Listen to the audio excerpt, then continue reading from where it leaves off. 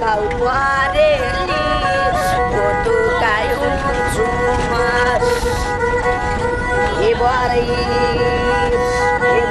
पहाडको कोदो मकै मधेसाको तोरी दलिएर काम गर्छन् बुहारी र छोरी खुरु गर्न पर्ने हराएको डन्ठा कहिले पनि नसिद्धिने यो गराको धन्दा सागा छैन तेला छैन गुन्द्रुकाको पानी त्यही पनि दिन्छन् माल सासु बजैले चोटा छानी बुहारीले छोरासित बिस्तारामा सुके कुरा लाउँछे तिम्री आमा पापिनीले खानै नदी भाँच्छे भोबो माले बेलै राख्दु बेलै पके खान्छु होइन भने तिमीलाई छोडी पूर्व कागरी भित्ता पोखरा चलाउने ड्राइभरसित म त पहिला जान्छु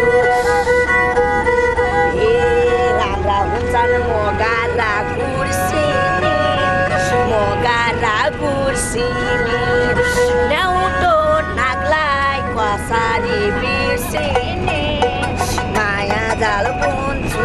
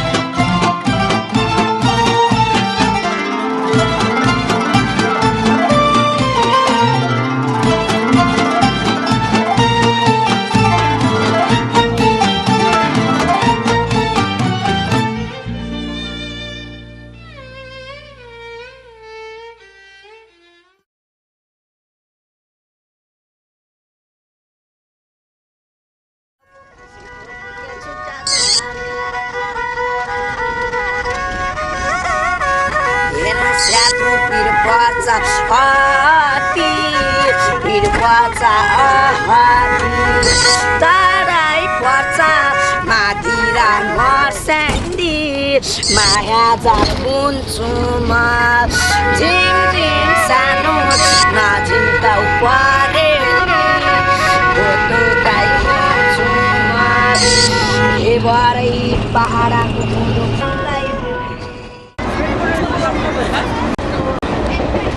ট্রেন ছেড়েছে আমরা বোলপুরের কাছে বোলপুরে গিয়ে আমাদের প্রথম ব্রেক জার্নি হবে অর্থাৎ এক বার্থ থেকে আমরা আরেক বার্থে যাব ঠান্ডা এখন আর লাগছে না একটু আগে রুটি আলুর দম খেয়েছি এখন মোটামুটি ভর পেটে সবাই মিলে বসে আড্ডা মারছি এখন প্রায় 10টা বাজে আমাদের এখনো ঘুম পাইনি আমার ঘুম পেয়েছে তখন দা বলছে মোটামুটি আরো একটু রুটি পেলে ভালো হতো নরেনের মোটামুটি মাছ আমাদের সঙ্গে একটা বাচ্চা ছেলে যাচ্ছে ট্রেকিং করতে হ্যাঁ তোমার নাম কি ভাই ইন্দ্রদীপ এখনো আমরা ঠিক করতে পারিনি যে আমাদের রুটটা ফাইনাল কি হবে কালকে শিলিগুড়িতে নেমে আমাদের লেটেস্ট খবরের কাগজ এবং টিভি থেকে খবরটা নিয়ে আমরা ঠিক করবো যে আমরা জংড়ি গোয়েচালা যাব নাকি নেপালে ঢুকবো না ভুটানে যাব আপাতত এই পর্যন্তই ঘড়িতে 10টা বাজে টাইমস নাও পক্ষে জনম আমার জন্মেছে এই দেশে সার্থক জনম মাগো তোমার ভালোবেসে জানি নে তোর ধন রতন আছে কিনা রানীর মতন শুধু জানি আমার অঙ্গ জুড়ায় তোমার ছায়া এসে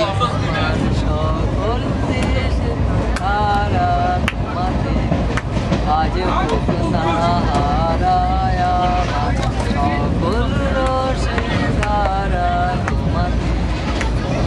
জীবন জুড়ে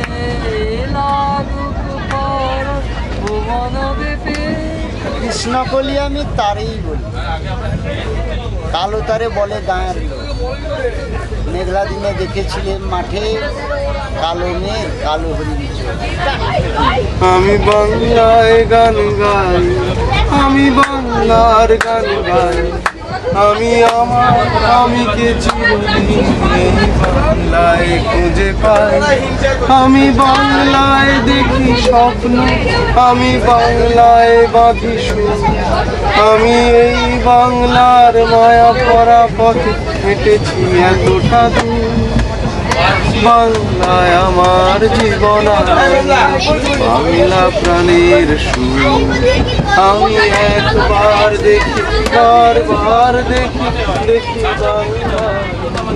শিলিগুড়িতে চান খাওয়া সেরে এবার আমরা চলেছি নেপালের রাস্তায়। প্রথমে গাড়িতে আমরা যাচ্ছি পানি ট্যাঙ্কি হয়ে কাঁকড়ভিটা, তারপর সেখান থেকে যাব পোখরা। আপাতত এই পর্যন্তই ঠিক আছে। সবাই মোটামুটি চান খাওয়ার পরে ফ্রেশ।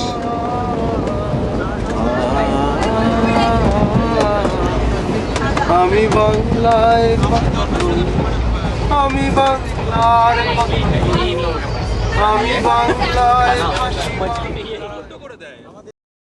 পোখরা রাস্তায় কাঞ্চনপুরে রাতের খাওয়া। আর কিছু খাবে না?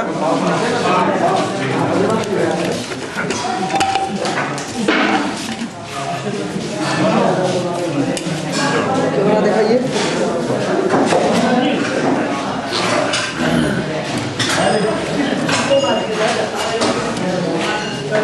রাতের খাবার শেষে পোখরার উদ্দেশ্যে রাত ভোর 5 যাত্রা।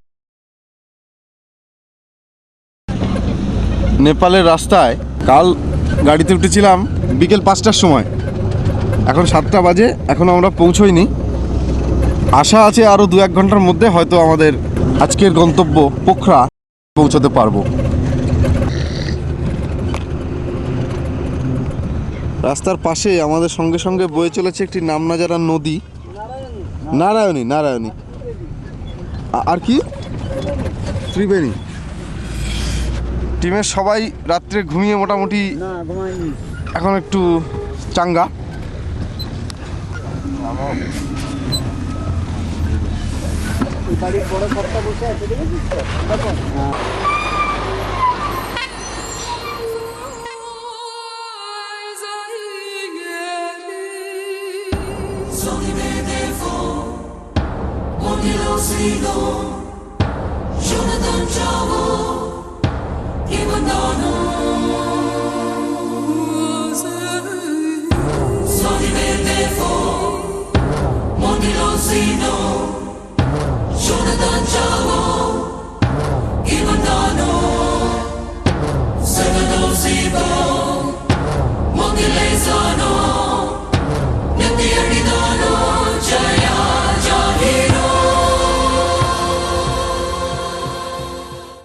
আমরা এখন পোখরা যাওয়ার রাস্তায়, পোখরা থেকে প্রায় 1-1.5 ঘন্টা আগে একটা জায়গায় বাস থেকে নেমেছি।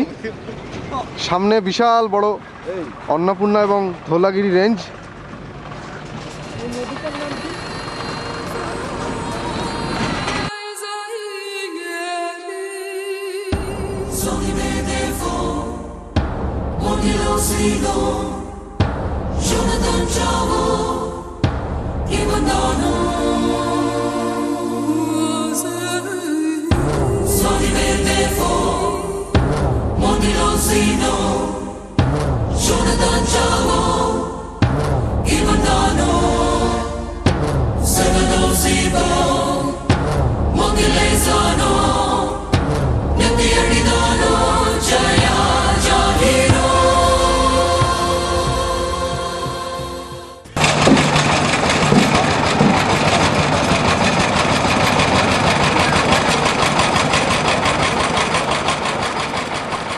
প্রকৃতি প্রেমিকদের মতে পোখরা ইজ লাইক পোখরা, অর্থাৎ পোখরা পোখরারই মতো।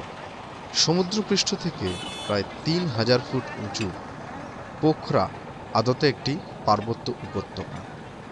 8000 মিটারের বেশি উচ্চতা বিশিষ্ট পৃথিবীর 12খানি পর্বত শৃঙ্গের 7টি পোখরা শহর থেকে পরিদৃশ্যমান। পোখরা শব্দটি এসেছে পুকুর শব্দটি থেকে, কিন্তু এখানকার জলাশয়গুলি মোটেই পুকুরের মতো নয়, বিশাল আয়তন জলাশয়, যা স্থানীয় অধিবাসীদের কথায় তাল নামে পরিচিত, যার মধ্যে ফেওয়া তাল সর্বাধিক আয়তন বিশিষ্ট।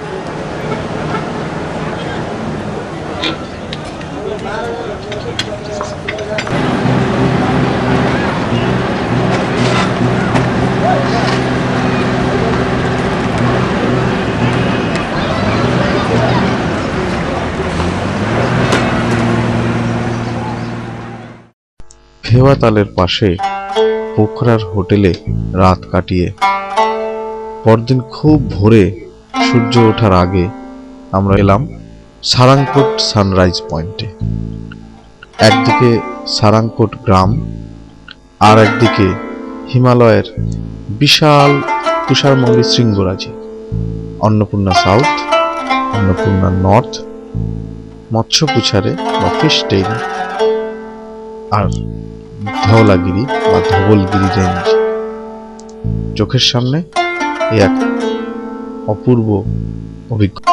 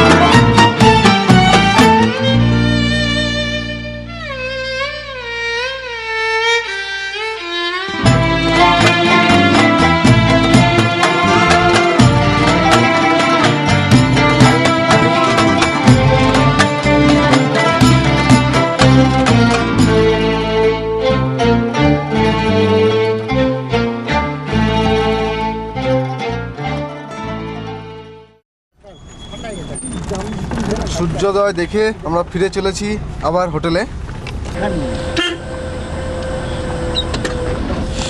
বাঁদিকে অন্নপূর্ণা রেঞ্জ আমাদের সঙ্গে সঙ্গে আজকে থাকবে সারাদিন। থাকে তা এখানেই, তা এখানেই, তা এখানেই।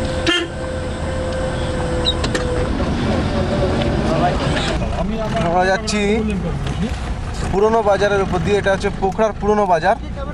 এই প্রতিটা বাড়ি শতাধিক বছরের পুরনো, কারুকার্যের সাক্ষী দিচ্ছে।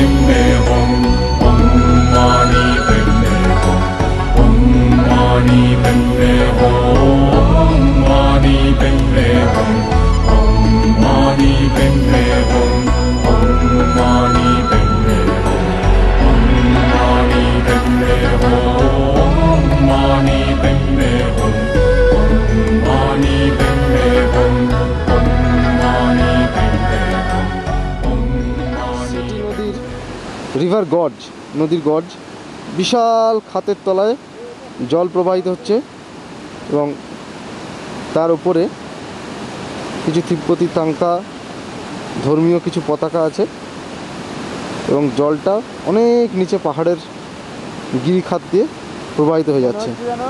দুটো পাহাড় পর্বতকে আলাদা করে দিয়েছে, পৃথক করে দিয়েছে। ওখানে একটি ঝর্ণাও দেখা যাচ্ছে। সহোদর ভাই, হ্যাঁ, তাদের আলাদা হয়ে থাকার জন্য মনে হচ্ছে যেন অশ্রুধারা বয়ে যাচ্ছে।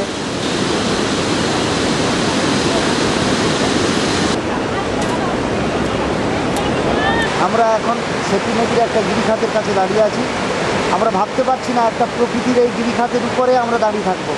মনে হচ্ছে যেন আমরা প্রকৃতিকে প্রধানত করেছি, কিন্তু আদতে তো তা নয়। আমরা একটা বিজ্ঞানের একটা এতে আমরা দাঁড়িয়ে আছি। এই বিজ্ঞানের প্রযুক্তির কল্যাণে আমরা একটা গিরিখাতের উপরে দাঁড়িয়ে আছি। নিচে প্রবাহিনী, স্রোতস্বিনী প্রবাহিনী, হ্যাঁ, তার উদ্বেলিত ফেনা আমাদের মনকে আরও ফেনিল করে তুলেছে। ভালো লাগছে। আমার ছোট ভাই তাপস সম্পূর্ণটা ক্যামেরার মধ্যে ধরে রেখেছে। এ মনে হচ্ছে একটা স্বপ্নীল পরিবেশ। ডেভিস ফল, পোখরা। আচ্ছা, আমরা এখন ডেভিস ফলসের কাছে দাঁড়িয়ে আছি। তার জলের ফলনাথ আমাদের হৃদয়কে আলোড়িত করছে। দেখছে ছোটো ছোটো শিশুরা ঘুরে বেড়াচ্ছে, সবাই প্রকৃতিকে দেখছে। তাদের মনেও একই রকম প্রতিক্রিয়া হচ্ছে।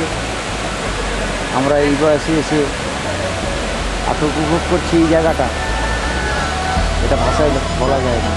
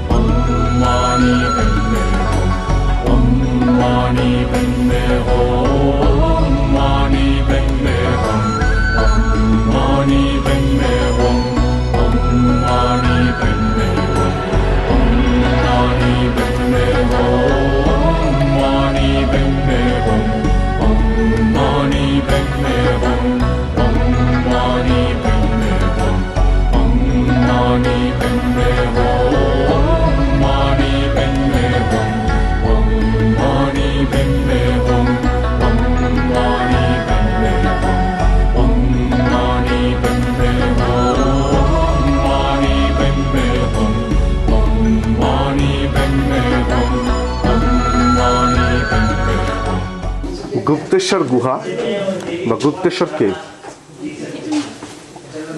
এটা একটা প্রাকৃতিক গুহা। তার মধ্যে দিয়ে ধাপে ধাপে সিঁড়ি কেটে রাস্তা বের করা হয়েছে পর্যটকদের জন্য।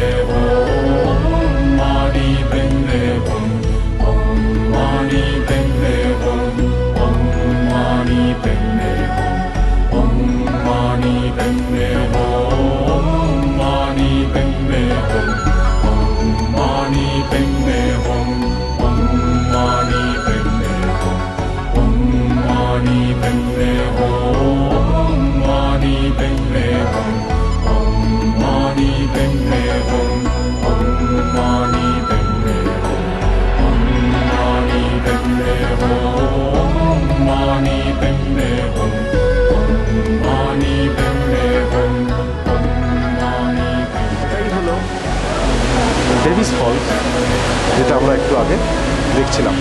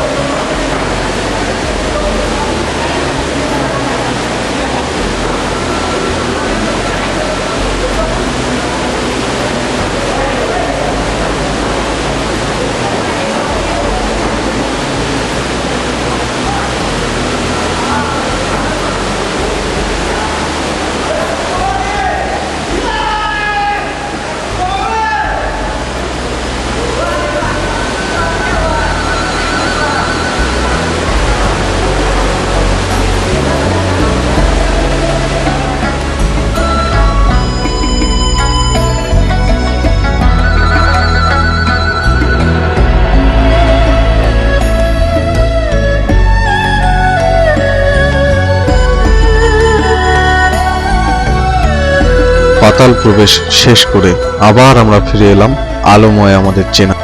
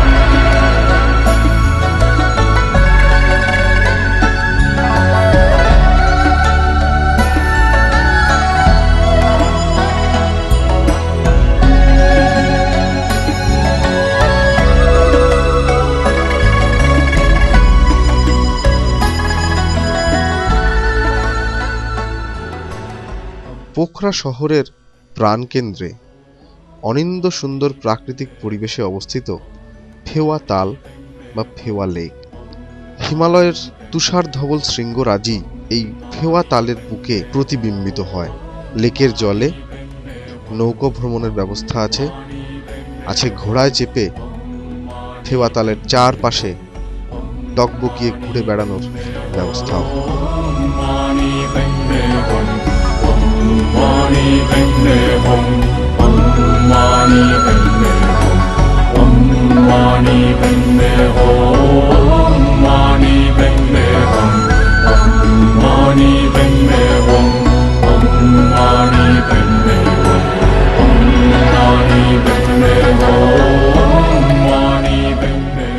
ডাল লেককে কেন্দ্র করে যেমন শ্রীনগরের অধিবাসীদের জীবনযাত্রা অতিবাহিত হয়, ঠিক একই রকমভাবে পোখরার অধিবাসীদের জীবনযাত্রা অতিবাহিত হয় এই ফেওয়া লেককে আশ্রয় করে।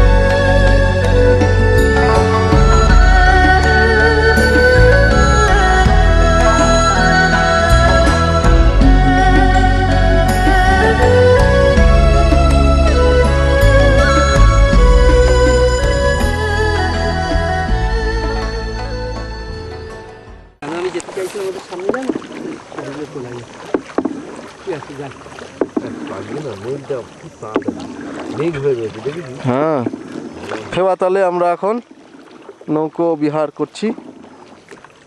গন্তব্য বৌদ্ধ স্তূপ বা পিস প্যাগোডা।